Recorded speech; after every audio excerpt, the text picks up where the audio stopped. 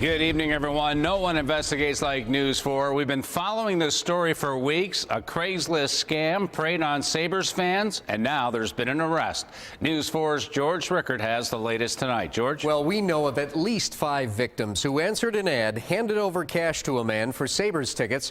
Well, one of those victims managed to get a license plate, and that's what cracked this case wide open. People were being scammed. Amherst Police say they have arrested the man who they believe was using a 348 phone number on Craigslist to sell people Sabres tickets that they thought would be waiting for them at the will call window, tickets that were never there. 22-year-old Anthony A.J. Dudas of Depew is charged with 2 misdemeanor counts, petty larceny and scheming to defraud. Is he in big trouble or not really? Depend on his record, but being misdemeanors, my guess is would result in some type of probation and hopefully some restitution for the victims. After attempting to find him at his home a few times, Amherst Police finally came here to ECC City campus and arrested him during one of his classes Tuesday afternoon.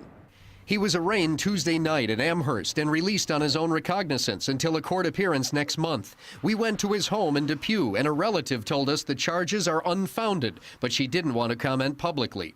Here's what finally cracked this case. A victim who had just realized he had been scammed continued exchanging texts with the person on the 348 number, and the person said he was still near First Niagara Center. That victim rushed there and saw who he believed to be the suspect driving away and got his license plate. The plate on the SUV came back to 22-year-old A.J. Dudas.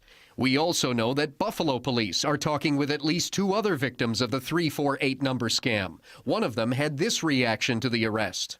I'm happy that he's going to now pay the price for what he did, and I'm hoping that more people are going to come forward because of this broadcast. If enough victims do come forward that the dollar amount of the thefts goes above $1,000, the charge could become a felony. If you do believe you were scammed by this man or through that 348 number we showed you, you should call the police department in whichever municipality you live, and they can file the report. George Rickard for the 10 o'clock news.